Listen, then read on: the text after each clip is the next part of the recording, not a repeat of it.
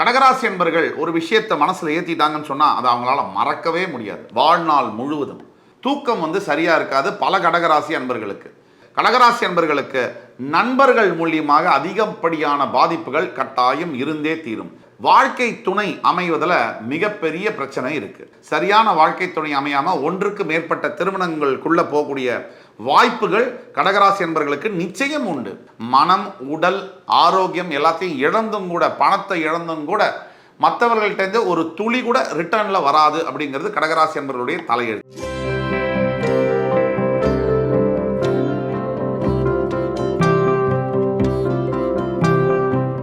இறைவணக்கத்தை கூறி எப்பவும் போல இந்த வீடியோவை தொடங்குவோம். வக்ரதுண்ட மகாகாய சூரியகோடி சமப்பிரப அவிக்னம் குருமே தேவ சர்வ காரியேஷு சர்வதா.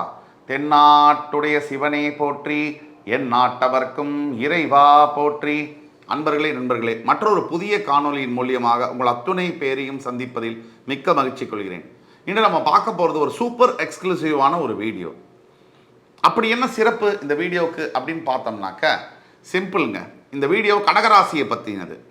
ஏன் கடகராசிக்கு இந்த சிறப்பு அப்படின்னாக்க, யார் 12 ராசிகளில் அதிகமாக சவால்களையும் சந்தர்ப்ப சூழ்நிலைகளில் பிரச்சனைகளையும் சந்திக்கிறார்களோ அவர்களை பற்றிய காணொலி தான் அதிகமாக நம்ம பேசணும். ஏன்னா யாருக்கு உதவி தேவைப்படுதோ அவர்களுக்கு தான் உதவி நம்ம பண்ணணும். அந்த அடிப்படையில் கடகராசி என்பர்கள் இன்றைக்கு அஷ்டம சனியின் கோர தாண்டவத்தால் பாதிக்கப்பட்டிருக்கக்கூடிய அத்துணை அன்பர்களுக்கும் இந்த வீடியோ ஒரு சமர்ப்பணம். கடகராசி காலபுருஷனுடைய 4ஆம் வீடு, சந்திர பகவான் ஆட்சி பெறக்கூடிய வீடு, குரு பகவான் உச்சம் பெற்று செவ்வாய் பகவான் நீச்சம் பெறக்கூடிய வீடு. இத்தனை ரகசியங்களை கொண்ட இந்த கடகராசி அன்பர்கள் இந்த வீடியோவை எப்படி எடுத்துகிட்டு போகிறோம் அப்படின்னா, 46 ஆண்டுகளுக்கு பிறகு காலத்தின் தீர்ப்பு என்ன, இதுதான் கடகராசியுடைய தலைப்பு. இந்த 46 ஆண்டுன்னு சொல்கிறதுக்கு காரணம் நம்ம பின்னாடி பேசுவோம். முதல்ல கடகராசி அன்பர்கள் யார் அப்படிங்கிறத பற்றி பேசுவோம். கடகராசி அன்பர்கள் ஒரு விஷயத்தை மனசில் ஏற்றிட்டாங்கன்னு சொன்னால் அதை அவங்களால மறக்கவே முடியாது. வாழ்நாள் முழுவதும் கடகராசி அன்பர்களுக்கு பழி வாங்குகின்ற குணம் என்பது ஒத்துக்க மாட்டீங்க, ஆனால் கண்டிப்பாக இருக்கும். அதே மாதிரி மனசில் ஏதோ ஒரு மனசில் தேவையில்லாத எண்ணங்கள் வந்து கொண்டே இருக்கும். தூக்கம் சரியாக இருக்காது. பல கடகராசி அன்பர்களுக்கு மிக சிறந்த அரசியல் தலைவர்களாக கடகராசி அன்பர்கள் இருக்க முடியும். அதே மாதிரி எல்லா ராசிக்காரர்களிட்டையும் ரொம்ப தாயுள்ளம் கொண்ட அன்புடன் பழகக்கூடிய குணம் என்பது கடகராசி என்பர்கள்ட்ட இருக்கும். அதாவது எல்லாரையுமே எம்ப்ரேஸ் பண்ணி போகக்கூடிய ஒரு குணாதிசயம். அதாவது நல்லவர்கள், கெட்டவர்கள், இந்த சமுதாயத்தில் இருக்கக்கூடிய எல்லா குப்பையும் கூட அக்செப்ட் பண்ணி போகக்கூடிய குணாதிசயம் என்பது கடகராசி என்பர்களுக்கு இருக்கும். அதை தவிர முக்கியமான பாயிண்ட்டு, கடகராசி என்பர்களுக்கு நண்பர்கள் மூலியமாக அதிகப்படியான பாதிப்புகள் கட்டாயம் இருந்தே தீரும். நண்பர்கள் நம்ம சொல்கிற போது கூட படிக்கிறது மட்டும் இல்லை, கூட வேலை செய்கிறது மட்டும் இல்லை, சொந்தக்காரர்களில் கூட டிஸ்டன்ட் ரிலேட்டிவ்ஸ் கிட்ட கூட, எஸ்பெஷலி சகோதர சகோதரிகள், பிரதர்ஸ் சிஸ்டர்ஸ் கிட்டே கடகராசி என்பர்களுக்கு பெரும்பாலும் சரியாக போகாது. இது எல்லாத்துக்கும் மேலே கடகராசி என்பர்களுக்கு வாழ்க்கை துணை அமைவதில் மிகப்பெரிய பிரச்சனை இருக்குது. எப்படின்னு கேட்டிங்கன்னா, நினச்ச பொண்ணை கல்யாணம் பண்ண முடியாது, நினச்ச பையனை கல்யாணம் பண்ண முடியாது, லவ் சக்ஸஸ் ஆகலை, அப்படியே வேற ஒரு சரி போனால் போதியாது, எவனையும் ஒருத்தனை கல்யாணம் பண்ணிட்டு வாழ்க்கையை நடத்துவோம் அப்படின்னு சொல்லி கல்யாணம் பண்ணோம்னாக்க அந்த வாழ்க்கையில் அந்த கணவன் ஆரம்பத்துலேருந்தே அவன் டார்ச்சர் பண்ண ஆரம்பிச்சிருவான். அதே மாதிரி மனைவி வார்த்தையாலையும் சொல்லாலையுமே நம்மளை சாகடிச்சிருவாங்க. இந்த மாதிரியான அமைப்பில் கடகராசிக்கு வாழ்க்கை துணை என்பது இந்த மாதிரியான அமைப்பில் கண்டிப்பாக பெரும்பாலான கடகராசி என்பவர்களுக்கு வாழ்க்கை துணை அமைவதில் பிரச்சனை இருக்குது. சரியான வாழ்க்கை துணை அமையாமல் ஒன்றுக்கு மேற்பட்ட திருமணங்களுக்குள்ளே போகக்கூடிய வாய்ப்புகள் கடகராசி என்பவர்களுக்கு நிச்சயம் உண்டு. ஒன்று, இதுக்கு காரணம் அப்படின்னு பார்த்தோம்னு சொன்னாக்க, ராசிக்கு 7ஆம் இடம் என்பது கடகராசிக்கு நீங்கள் பார்த்தீங்கன்னு சொன்னாக்க மகர ராசி வருது. அந்த மகர ராசிக்கு அதிபதி சனி பகவான். இப்போ சனிக்கும் சந்திரனுக்கும் ஆகாது. அதனாலேயே கூட இது ஒரு முக்கிய காரணம். இது எல்லாத்துக்கும் மேலே கடகராசி என்பர்கள் நிறைய மற்றவங்களுக்கு உதவி செய்யணும், போக்குவரத்துங்கிற எண்ணங்கள் இருந்தாலும் கூட மற்றவர்கள்ட்டேருந்து உங்களுக்கு உதவி இருக்காது. தாய் என்ன பண்ணுவாங்க, ஒரு வீட்டில் அம்மா எல்லா வேலையும் செய்வாங்க, அதுக்கு எதுவும் சம்பளமும் வாங்குறதில்ல, சோறு மட்டும் இவ்வளோ பழைய சோறு சாப்பிட்டா போகிறோம். இதுதான் அம்மாவோட வேலை. ஒவ்வொரு வீட்லேயும் எல்லாம் வேலை, சம்பளம் இல்லாத ஒரு வேலைக்காரின்னா அது வீட்டில் இருக்கக்கூடிய அம்மா தானே. அதுதான் உண்மை. நடைமுறையில் அந்த அம்மாவுக்கு எல்லாம் பண்ணுவாங்க, எல்லா வேலையும் செய்வாங்க. சமைக்கிறது என்ன, பசங்களுக்கு ஹஸ்பண்டுக்கு சமைச்சு போடுறது என்ன, வீட்டு வேலை செய்கிறது என்ன, துணிமணியை தோச்சு போடுறது என்ன. ஆனால் கேட்டால் ஹவுஸ் ஒய்ஃப்ன்றுவாங்க, வேலை இல்லாதவங்களுக்கு பேர் ஹவுஸ் ஒய்ஃப்ன்னுவாங்க. உண்மையில் பார்க்க போனால் ஹவுஸ் ஒய்ஃபுக்கு இருக்கக்கூடிய வேலை என்பது 10 கார்ப்பரேட் கம்பெனியில் கூட நீங்கள் வேலை செஞ்சிடலாம். ஒரு வீட்டில் ஒரு ஹவுஸ் ஒய்ஃபாக ஒரு ரிப்பப்ளிக் டே, ஒரு இண்டிபெண்டன்ஸ் டே, எந்த ஒரு விடுமுறை நாட்களும் இல்லாமல் வேலை செய்யக்கூடிய தன்மை என்பது அவங்களுக்கு இருக்கும். அதில் வந்து எந்த ஒரு லீவு கிடையாது. உடம்பு சரியில்லாம் கூட அவங்க அந்த சமையல் பண்ணிட்டு தான் படுத்துக்கணும் கூட, அந்த மாதிரியான அமைப்பில் இருக்கும். ஸோ இந்த வேதனை என்பது சொல்லி மாளாது. கடகராசி என்பர்களில் பல பேரோட வாழ்க்கையும் கூட இப்படி தான் இருக்கும். நிறைய மற்றவங்களுக்காக செய்து செய்து சாக்ரிஃபைஸ் பண்ணி பண்ணி மற்றவங்களுக்காக உழைச்சி தன்னுடைய மனம், உடல், ஆரோக்கியம் எல்லாத்தையும் இழந்தும் கூட, பணத்தை இழந்தும் கூட மற்றவர்கள்ட்டேருந்து ஒரு துளி கூட ரிட்டர்னில் வராது அப்படிங்கிறது கடகராசி என்பவர்களுடைய தலையெழுத்து. சரி, எல்லாமே இப்படி தானா, நல்லது இல்லையான்னு கேட்டிங்கன்னா நிறைய நல்ல விஷயம் இருக்குது. கடகராசி என்பவர்களுக்கு நீங்கள் பார்த்தீங்கன்னு சொன்னால் தொழில் செய்யக்கூடிய இடத்துல கொஞ்சம் ஃபேவரபுளான அமைப்புகள் இருக்கக்கூடிய வாய்ப்புகள் நிறைய இருக்குது. அதே மாதிரி கடகராசி என்பவர்களுக்கு பஞ்சமஸ்தானத்திற்கு அதிபதியாக செவ்வாய் வருவதனால் கொஞ்சம் அக்ரஸிவான பார்ட்னர் கிடைக்கக்கூடிய வாய்ப்பும் இருக்குது. எல்லாத்துக்கும் மேலே கடகராசி என்பவர்கள் நிறைய ட்ராவல் பண்ணக்கூடிய, நாடு விட்டு நாடு, கண்டம் விட்டு கண்டம், அதாவது ஃபாரினில் செட்டில் ஆகக்கூடிய வாய்ப்புகள் 12 ராசியில் கடகராசி என்பவர்களுக்கு அதிகமாக உண்டு என்பதில் ஐயப்பாடு தேவையில்லை.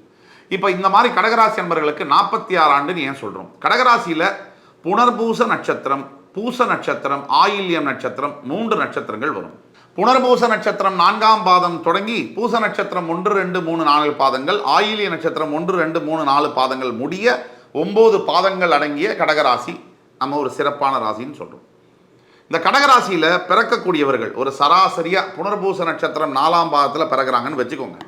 அவர் குரு திசையில் பிறப்பார். கடைசி 4 வருஷ திசை இருக்கும் 16 வருஷத்தில். அதற்கு பிறகு பூச நட்சத்திரம், அதாவது சனி திசை, அது ஒரு 19 வருஷம், 19 நாளும் 23. அதற்கு பிறகு புதன் திசை, ஆயில்ய நட்சத்திரம், அது ஒரு 16, 19, 16, 35. அந்த புதனுக்கு அப்புறம் கேது திசை 7 வருஷம், அது ஒரு 36, 7, 44, 45 வருஷம். கிட்டத்தட்ட ஒரு 46, 45 வருஷத்துக்கு அப்புறம் சுக்கிர தசை என்பது ஆரம்பிக்கும். இந்த சுக்கிர தசை என்னைக்கு கடகராசி என்பவர்களுக்கு ஆரம்பிக்குதோ, அதாவது பீக் டைம் லைஃப்பில் வந்து மிடில் ஏஜில் ஒரு நல்ல கல்யாணம் பண்ணி, ஒரு நல்ல வேலையில், நல்ல வீடு வாசல், காரு, பசங்கள்லாம் ஒரு 10வது படிக்கிற அளவில் இருக்கும் போது இந்த கடகராசி என்பவர்களுக்கு கிட்டத்தட்ட சுக்கிர தசை ஆரம்பிக்கும்.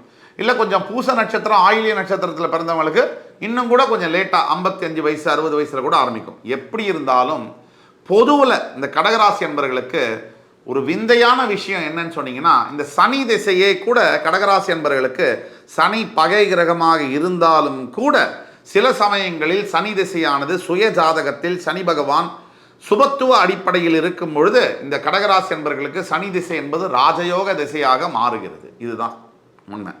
இதற்கு அடுத்தபடியாக வரக்கூடிய பெரும்பாலான கடகராசி என்பவர்களுக்கு புதன் திசையானது சரியான திசையா இல்லை.